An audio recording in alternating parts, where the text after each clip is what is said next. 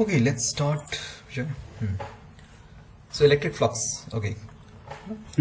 Now, consider the flow of liquid with the velocity v through a small flat surface ds in the direction normal to the surface. And the rate of flow of liquid is given by the volume crossing the per unit area and vds and represents the flux of the liquid passing through the plane. Very, very important, good example of the flux. So whenever we talk about the flux, understand this analogy. What analogy we are giving is that consider the plane surface, pipe from which the liquid is coming out. That pipe, cross sectional area is suppose ds, okay, and from the pipe the velocity of the liquid is v. Fine. Now at any point of the time when you want to find out how much water per unit time is coming out of the area of a cross section, that will be given as the velocity of the water into the surface area, correct? So that will give you the volume of the water which is coming out per second or per unit time, isn't it? Yeah. So that means volume of the water coming out from the pipe per unit time or per second is called the flux of the liquid. Did you understand? Flux is basically the the quantity of the liquid which is coming out, the quantity of the field lines which is coming out of the surface area is called the flux. That the combination of so much the field lines is called the flux. Is it clear? And always you should see, remember this area of a cross section and the velocity, they are perpendicular to each other. Yeah. And see, cross section area, basic area of the cross section, if you just see, is basically the plane of the cross section and the velocity, they are perpendicular to each other. Okay. Now, but when you find the area vector will be always perpendicular to the plane. Got it? So area vector is perpendicular to the plane. That means the surface area, the vector of the surface area will be perpendicular to the plane. So basically normal to the surface and the velocity, they are in the same direction. Clear? Yes, sir. Excellent. If the normal to the surface is not parallel to the direction of flow of liquid to the v but makes an angle theta with it, then the projected area in the plane perpendicular to v is v ds cos theta. So this part is quite important because v ds cos theta, I want you to know that whenever we want to find the flux quantity, that becomes a quantity, that becomes a scalar quantity. The scalar quantity means you have to have the dot product. Correct? Yeah. Scalar product is a dot product, isn't it? So we use the dot product now. So dot product is basically v ds cos theta. The flux going out of the surface ds is called v ds cos theta, and for the case of the for the flux coming out of the surface is v ds, and the case of electric field, we define an analogous quantity and call it as electric flux, and we should however note that there is no flow physically observable quantity unlike the case of the liquid flow. So this is just the analogy we talked about it. When we talk about the analogy, it's just to understand you better. That means the quantity we are discussing. So in the water case, the quantity was how much volume of the water which is coming out per unit time from that cross section area. In the same of electric flux, when we talk about it, we'll also consider the small area of cross section, and from there also we'll find out how much field lines are coming out of that area. Got it? No? Analogy remains, everything remains the same. Okay. Clear? Yeah. So in the picture of electric field lines described above, we saw the number of field lines crossing unit area placed normal to the field at a point is measure of the strength of electric field at that point. This means that if we place a small plane element of the area delta S normal to the E at a point, the number of field lines crossing is proportional to E ds or E delta S. Now quickly draw the figure 1.18a part, first part. Then I'll explain to you. Okay, sir. Okay, so here the directions are quite important, right? Because what is the area vector's direction and what is the electric field lines direction. These two things, if you just understand it properly, because we are going to do the scalar product of it. Scalar product you already saw in the 11th standard vector multiplication, that we have to bring that vector in the direction of the another vector and then multiply, isn't it? Yeah. So little three-dimensional, but I'll explain to you how does it work. So draw the figure 1.18 first part. Yes.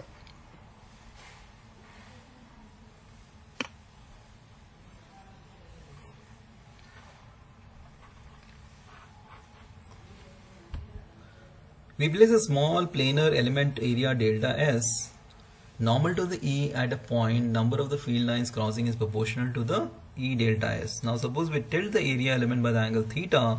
Clearly the number of field lines crossing the area element will be smaller. The projection of the area element normal to the E is E delta S cos theta. Thus the number of field lines crossing delta S is proportional to E delta S cos theta, and theta is 90 degree. Field lines will be parallel to the delta S and will not cross it at all.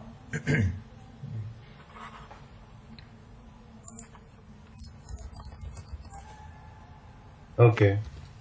Okay, so you drawn the figure first one. Okay, Yes, sir. first one, if we just see that it is a plane. Okay, so we have just considered the imaginary surface area called the delta S. Got it? So delta S is the Yes, imaginary surface area, and in which through that so many electrical field lines are crossing it. Correct?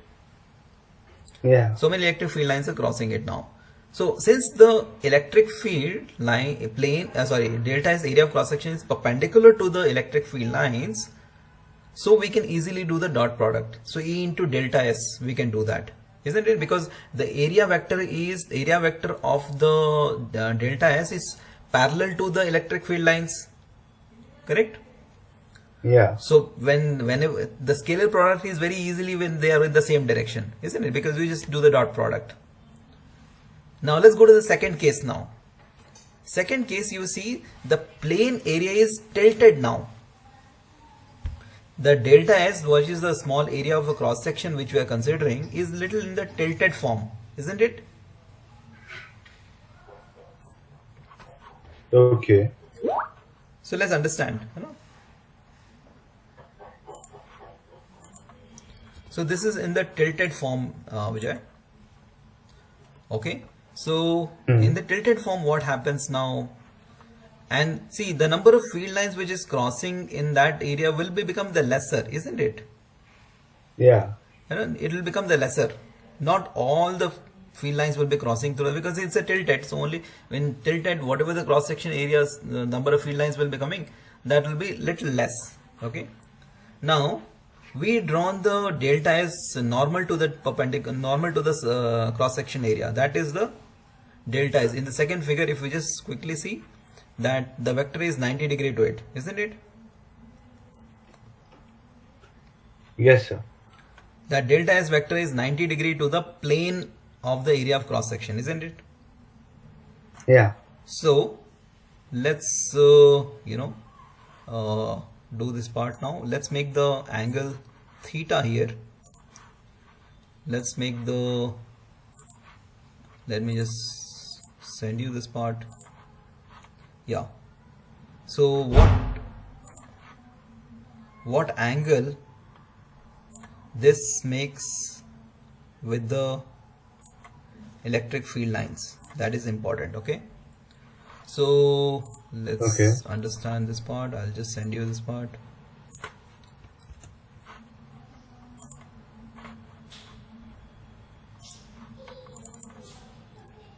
Yeah. Can you see this angle theta it makes with the electric field lines now? So area vector delta S is making angle theta with the electric field lines, correct? Yeah. So now what is the area vector delta S in the direction of electric field? That will be delta S cos theta. Horizontal component of the delta S in the horizontal direction will be delta S cos theta, isn't it? Yes, sir. So E into delta S cos theta, when it is tilted at certain angles, and then the flux will be E ds cos theta, isn't it? Yes, sir. Correct, no? Yeah. ADS cos theta. Fine. Theta is 90 degrees, so it's fine. Now, next part is that the orientation of area element and not merely its magnitude is proportional is important to in many contexts. For example, the stream amount of water flowing through the ring will naturally depend on how you hold the ring. If you hold it normal to the flow, the maximum water will flow through it than if you hold it with some other orientations. That is correct, right? That you are clear about it, right? This shows that the area element should be treated as a vector and it has a magnitude and also as a direction. So that's why we already discussed that the area vector will be always perpendicular to the plane of the area. Clear? Yes, sir. Excellent. Now, the maximum, this part is clear, no? So because electric flux we always when we calculate, so that the area vector should be always in the direction of the electric field lines, then only it will become maximum amount of the field lines, which is maximum flux we can calculate, right? So delta Yes, S will sir. be given as S into N is a unit vector. So basically always remember that the area vector will be always perpendicular to the plane. Okay, the direction of the area is always perpendicular to the plane. Example, you can just take the umbrella, right? Umbrella has the surface area, but the direction is always pointing to the handle. The handle is always the direction for the umbrella. Okay. So area vector's direction is always perpendicular to the area. Okay, so that's fine. So this part is clear to you. Okay, now we'll go to the defining the area. So this part for the plane surface is fine, right? Plane is clear to you. Now, notice one ambiguity here. The direction of the area element is along its normal, but the normal can point in two directions. Which directions we choose as a direction of vector associated with the area element? The problem is resolved by some convention appropriate to the given context. For the case of the closed surface, the convention is very simple. The vector associated with every area element of a closed surface is taken to be in the direction of the outward normal. This part is important. So which direction you have to talk about it is always ensure the outward normal. Clear? Yeah. It will be taken as the outward normal. Okay. The area element vector delta S is the point of the closed surface delta S A, and where the delta S is the magnitude of the area element and the N is the unit vector in the direction of the outward normal of that point. We now come to the definition of electric flux. The electric flux symbol is phi. Okay, that phi, that you see that circle and the line, that is called the phi. Through an area element, delta S will be given as E dot delta S, and that is given as E dot delta S cos theta. Draw the figure 1.19, the mango shaped figure. Okay, sir. And then from here, now you are clear that what is called the flux and how we are going to calculate the flux and what are the preconditions for the flux. If it is anything, which direction we have to take the area vector, whether it's inward or outward. So always for the closed surface, we'll be taking as the outward normal. Clear? Yes, sir. So write down delta phi is equal to E dot delta S and E dot delta S cos theta. So this is what you have to mention. Equation 1.11 is what is important for us.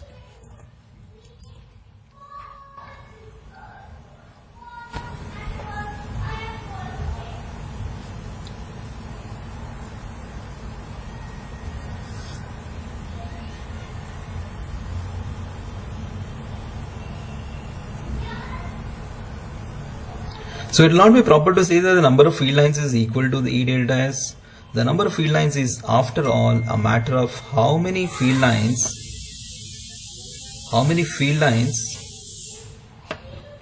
we choose to draw and what is physically significant to the relative number of the field lines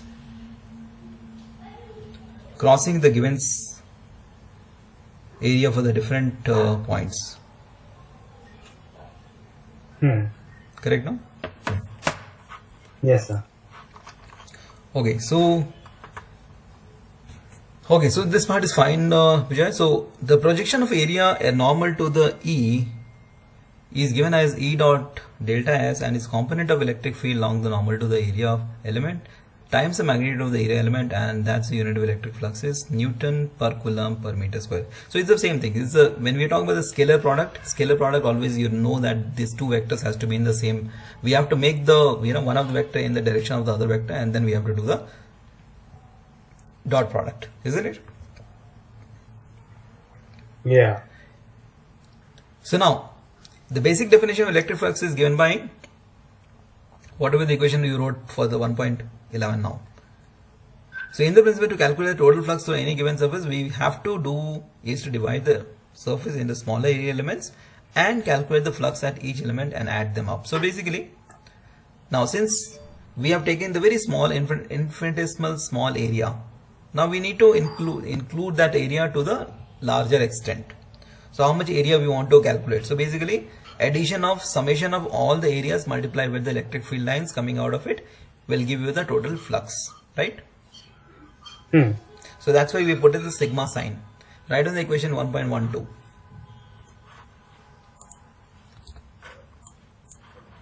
Yes, sir. Understood why the sigma sign is coming in this picture now? Yes, sir. Understood. Correct? Yeah. Yeah.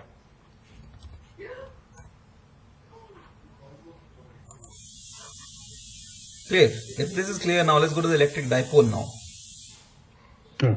Okay. Now electric field is clear to you. Area vector is clear to you. Charges are clear to you. Now, direction of the charge is also clear to you. Now, we'll go with the other part now. How to do the dipole. Okay, what is mean by dipole now? The electric dipole is a pair of the equal and opposite point charge q and minus q separated by a distance 2a. The line connecting the two charges defines the direction of the space. So always remember that dipole is basically two equal and opposite charges placed at a certain distance is called the dipole. Clear? Two equal and opposite charges kept at a distance, certain distance, is called the dipole. So for the convenience, we take a distance as a 2a so that we can calculate midpoint is a and a. Midpoint of the location is from the, center will be one side is a, other side is a, so total distance is 2a. So that's why we calculate. The midpoint of the location minus q to q is called the center of the dipole. Clear? Yeah. The total charge of electric dipole is obviously 0. This does not mean that the field of electric dipole is 0.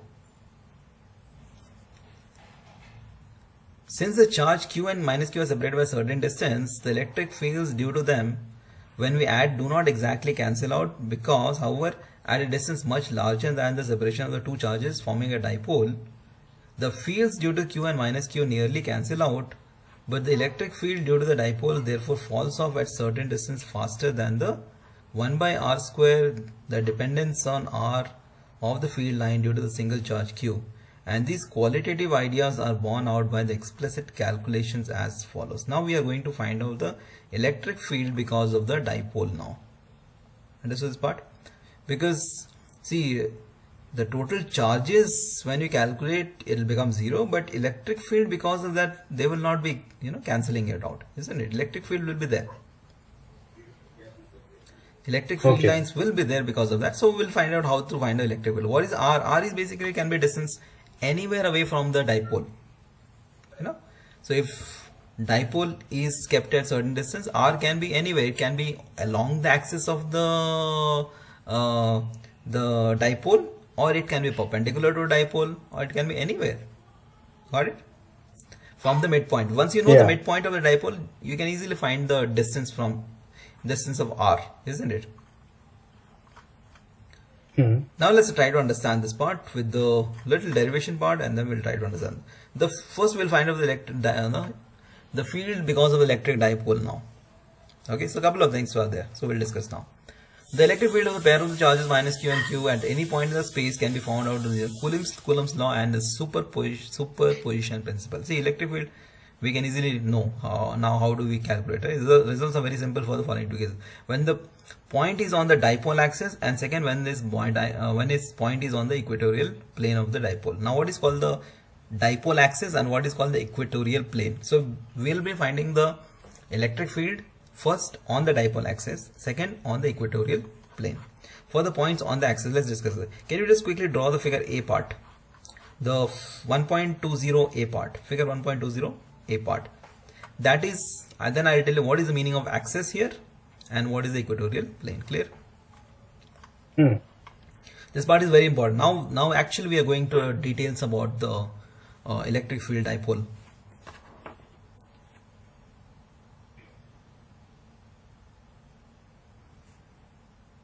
Sorry, sir, would you repeat that? Now we are going to the in detail about finding the electric field because of dipoles. Now the derivation things will start coming. These are the questions which can be asked for your 3 marker, 5 marker. Write down the draw the derivation, explain with derivation what is the electric field generated because of dipole on its axis. Yeah. Got it, no? So these are the things which will be asked. So let's get everything clear one by one in this part. First we understood the charge. We understood the electric field lines because of the charge. We understood then the electric, how to calculate the flux. Then what we are finding is how to find the electric, what is called the dipole basically. How what is called dipole now. And does the electric field because the dipole cancels out, or since the charges gets cancelled out when you do that? If the electric field does not cancels out, then what will be the electric field because of dipole at different points?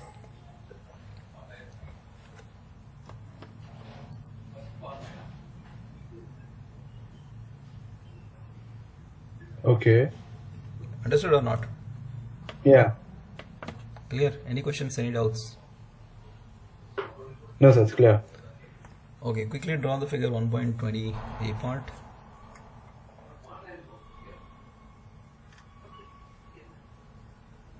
It's clear, sir. Clear? Okay, good. Excellent. Perfect. Now, what do you mean by the axis for the points on the axis? Now look at this, whatever the diagram you have drawn. So we have a dipole. Can you see the dipole is plus q and minus q? And the distance between dipole is 2a. Correct? The distance between dipole is 2a. Midpoint is at the point P. So the distance is a, and the distance is a. Clear? Now, diagram is clear, Vijay? Or you want me to explain to you in the... No, sir, would you explain it to me? Yeah. So, let me just share the screen and then I'll tell you how to do that. This part, because the figure is quite important to understand how we are doing it. Okay. So, let me just share the screen to you and just focus on whatever I'm sharing to you.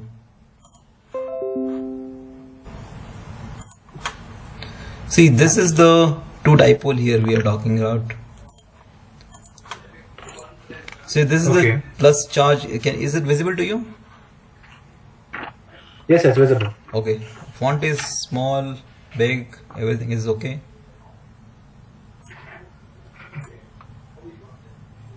This is the dipole. This entire thing is called charge placed at a certain distance is called the dipole. Clear? Two equal on opposite charges placed at the distance. This is called the dipole. Correct? This is nothing but the dipole. Okay. So we mentioned here as a dipole. Fine. Now we see what is the axis now. You see the field lines. Basically, the field lines will go. The force of attraction will always go from the from where to where? From negative to positive. The force of attraction is there, isn't it? So you see that the direction is in this axis for minus q to plus q. Can you see the direction? Now this is on the axis. So basically the axis of the dipole is nothing but the shortest distance between the q and minus q is called the axis. Clear? Yeah. This is also called the dipole axis also. Okay, this is the whatever is distance is nothing but axis. This is called axis. So we extended the axis to this part now at the point P. So at the point P our goal is basically to find the electric field at the point P because of this dipole, or simple way to say what is the electric field at the point P because of the charge q and because of the charge minus q. It's as simple as that. Yes, sir. Now we know that the point P is a distance r from the midpoint. So midpoint is nothing but this P. So Okay. this distance is a.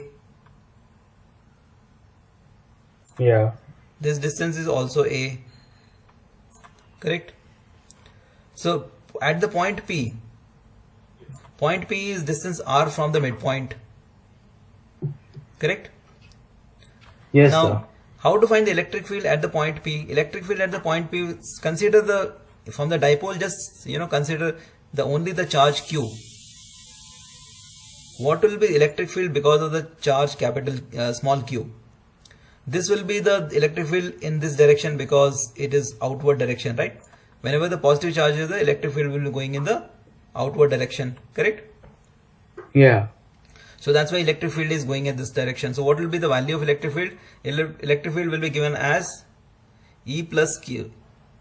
E will be given as 1 by 4 pi epsilon naught Q by what is R minus A whole square.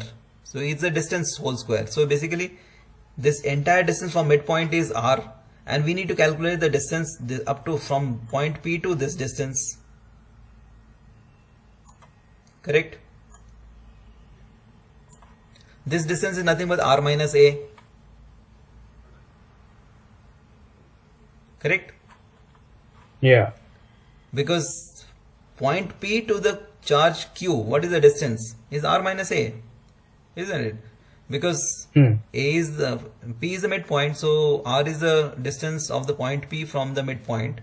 So your midpoint is A distance away from the Q, so R minus A will give you the distance of point P to the Q, correct, isn't it? So that's why R minus A whole square, isn't it? Yeah. Correct? And then plus Yes. my E minus Q. So now this part is clear, Vijay? Everything is clear to you, this part? Till this first charge is clear? Yes, it's clear. Now we will go to now forget about the charge plus Q. Now concentrate on the charge minus Q now. This charge you concentrate. Now electric field because of this charge minus Q at the same point P. What is the distance? Distance will be R plus A. Distance will get increased, no? Till this much distance. So this much distance, Yeah. what is the distance? This much is R plus A. Right? So as per the formula, electric field will be given by minus Q by R plus A whole square. Correct? Yes, sir. Why minus sign? Because of this charge minus Q. That's why the charge is minus sign here. Clear? This minus sign Yeah. is because of the charge minus Q. Clear? Is the negative Yes, charge. it's clear. And what will be the direction of this electric field? This direction will be towards the minus K. It will be inward. That means towards the charge Q. That's why you see the direction of E minus Q is towards the charge minus negative side, isn't it? Yes, sir. So algebraic sum of this at the point P of electric field will be given E plus Q and E minus Q. That will be given 4Q by 4 pi epsilon naught 1 by R minus A whole square plus minus 1 by R plus A whole square. Can you just quickly solve this part now? Which one, sir? This equation, electric field equation, this one. Okay, sir. Let's try to solve this part, okay? I'll just stop sharing and then we'll do that. Clear? Clear, right? Understood this part?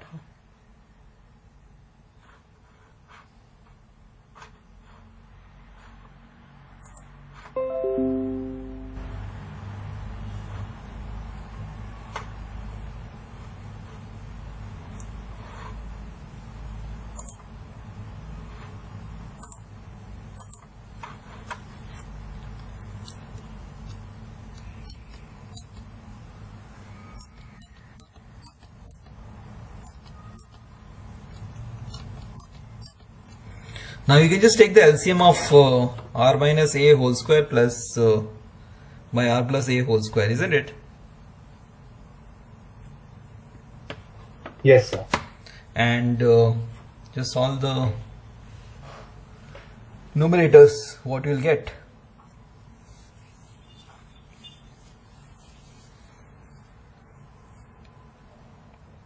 How many, sir? Just do this.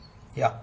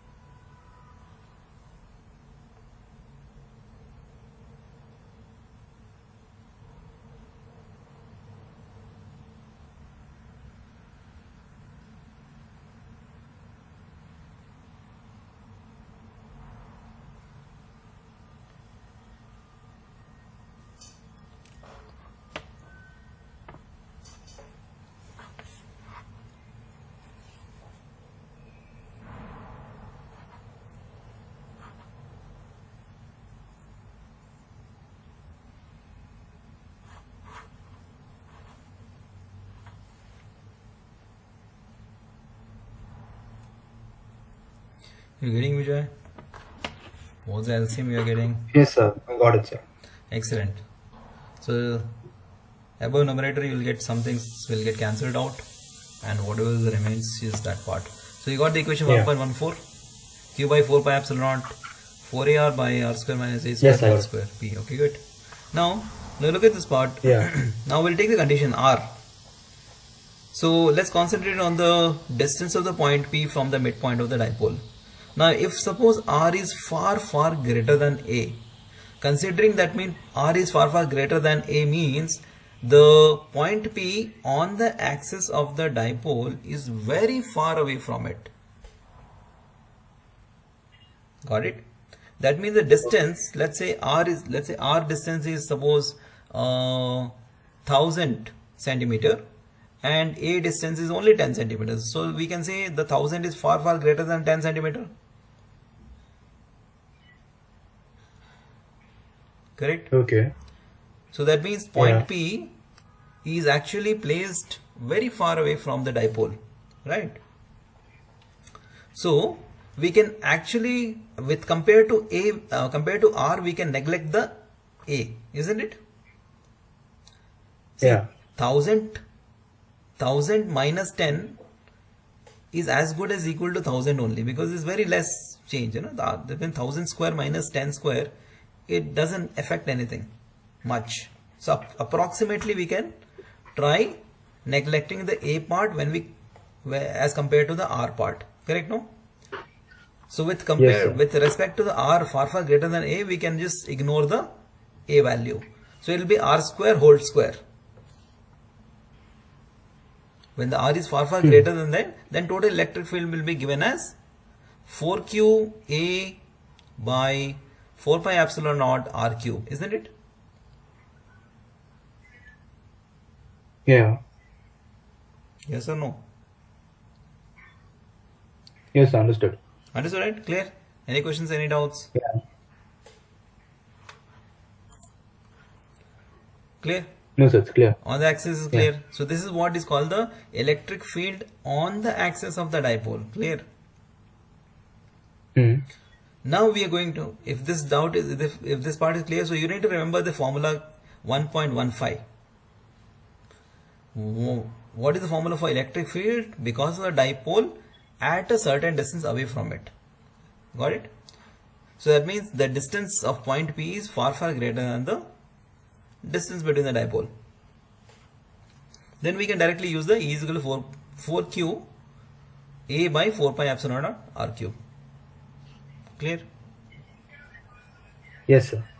Okay, excellent. Now can you quickly draw the figure 1.20b part now? Now we're going to study on the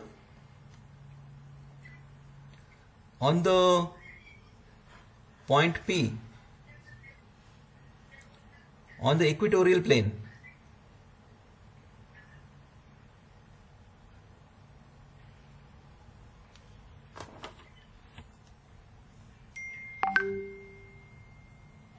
Okay.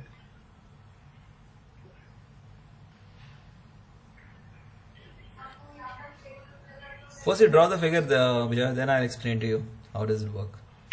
First you quickly draw the figure, then I'll tell Which you figure, the sir? Which figure? 1.20b part. Oh, okay, sir.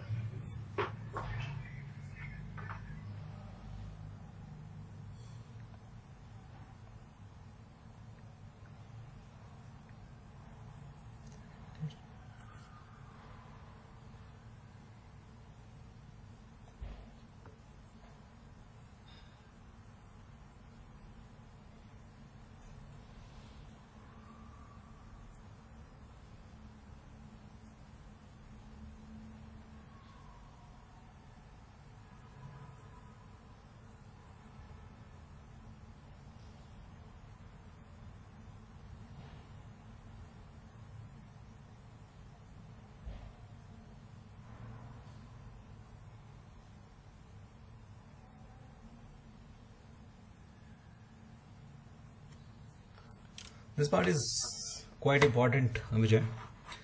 Once we understood that, on the axis now, this is the equatorial plane. What is called equatorial plane, we will understand. Okay, sir. You draw the figure 1.20b part, then I'll explain to you the figure first. After that, I'll tell you the derivation part. Okay, sir.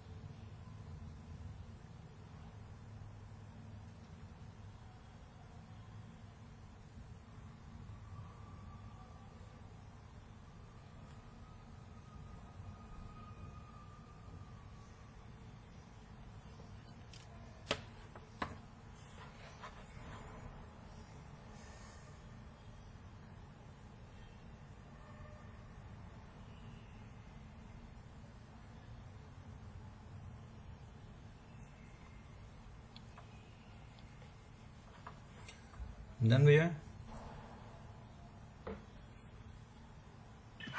Yes, sir. Done, sir. Okay, let's try to understand the figure 1.20a part. Okay, so how I'll do is I'll just share my screen to you first, because this here you need to understand properly. Okay, Yeah. now yeah,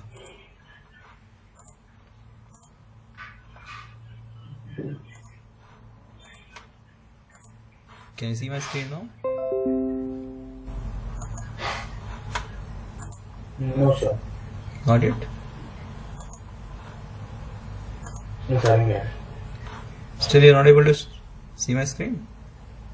No, sir. I can't see it. Oh, what happened? 1 minute, I'll stop sharing again and again. 1 minute, huh? I'll just share it again now. 1 moment.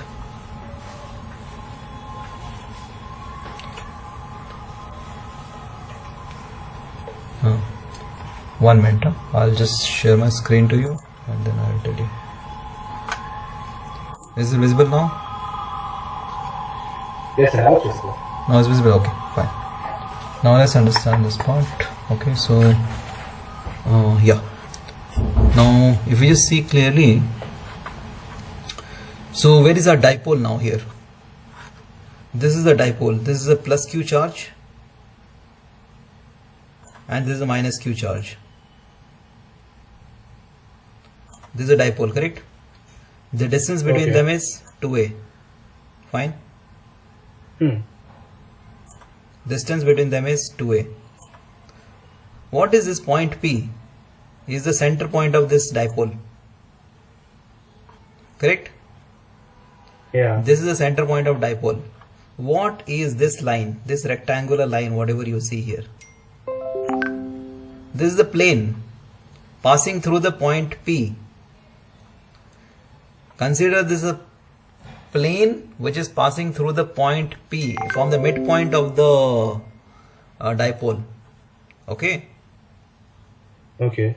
So this is the plane of the paper which is passing through this midpoint P.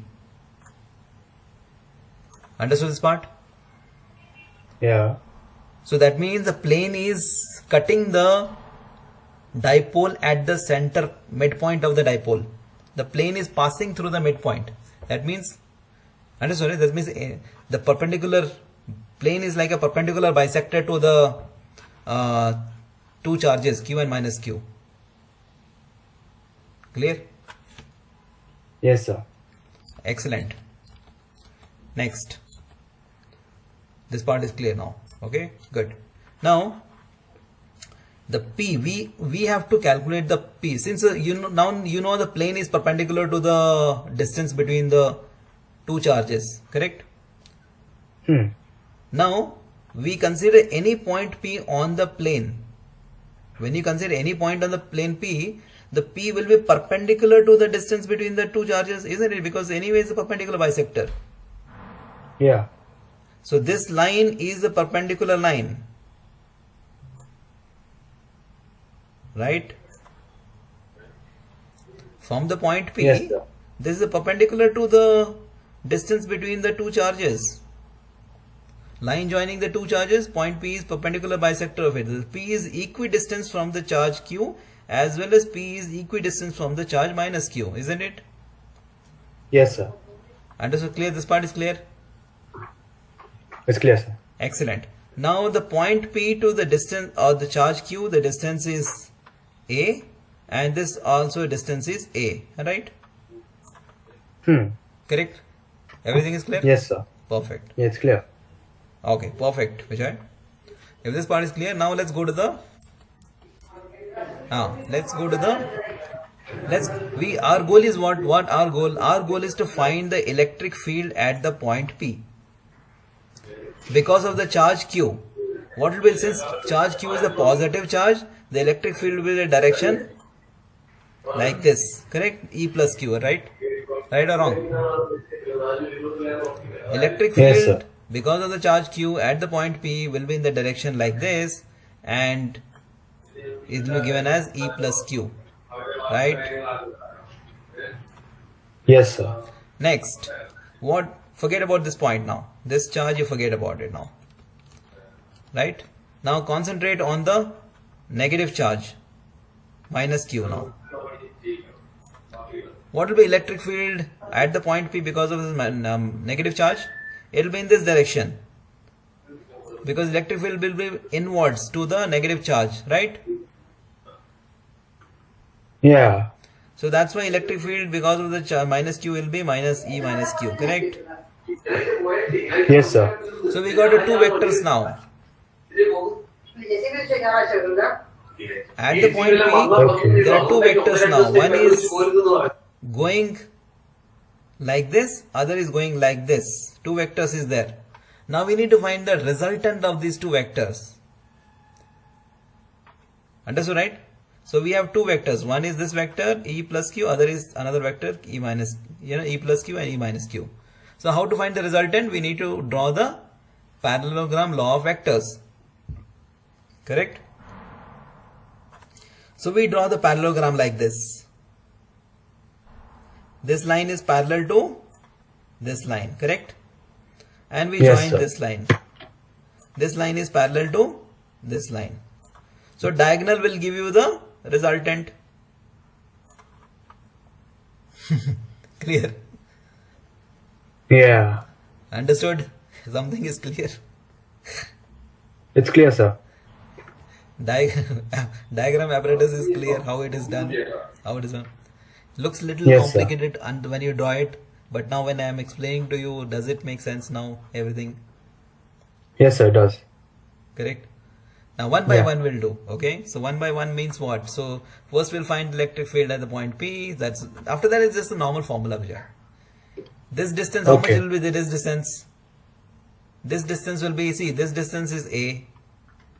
You just have to apply little geometry. This distance is R. So it's Pythagoras theorem.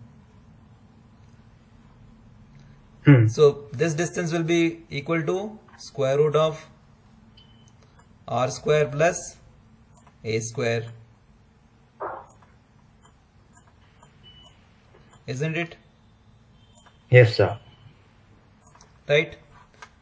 Here also same thing. This distance also same thing. Right? So what will be electric field?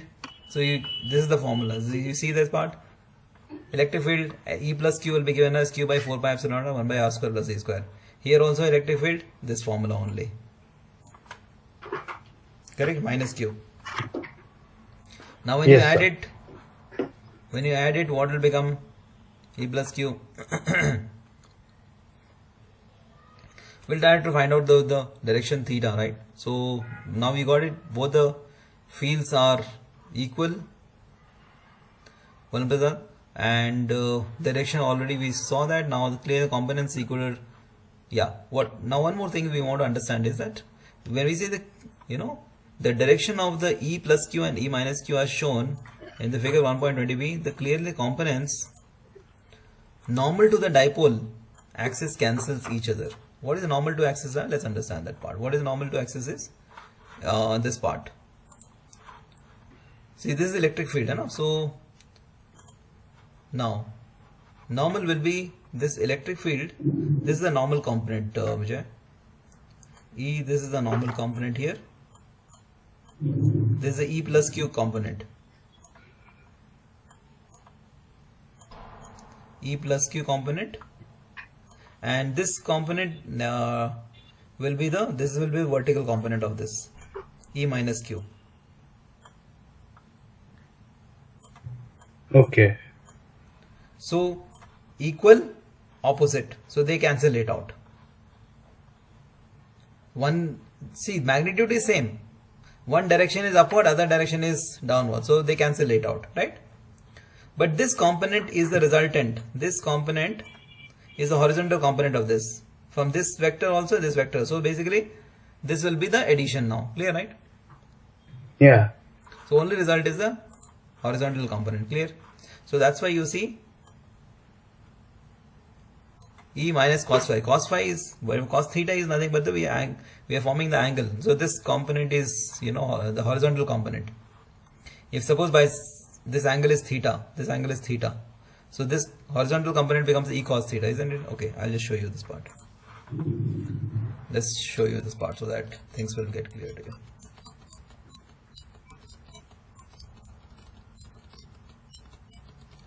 Okay. I'll just show you this part. So this is the, let's say this angle is theta, Vijay. Okay, this angle is again Yeah. theta. So what is the horizontal component of the E plus Q? E plus Q will be E plus Q cos theta, no? E plus Q cos theta here, and this also will be E minus Q cos theta, isn't it? Yes, sir. So that's why it is getting added here. Correct. So that's why you see that Yes, sir. equation E plus cos theta, right? And then when you just substitute these two values, you will get this part R square plus A square 3 by 2. I want you to do as a part of homework only this part. Then I'll explain to you. This part is clear. Main thing is this. Yes, sir. Derivation Yeah. is derivation you can do it easily. But only thing understanding is the diagram is clear or not. That is the main thing. what is the equatorial plane, how we are finding the magnitude, how we are finding the directions. That is important. Magnitude, that after that is just a formula. It's just little bit of geometry and then the formula substitution. Clear?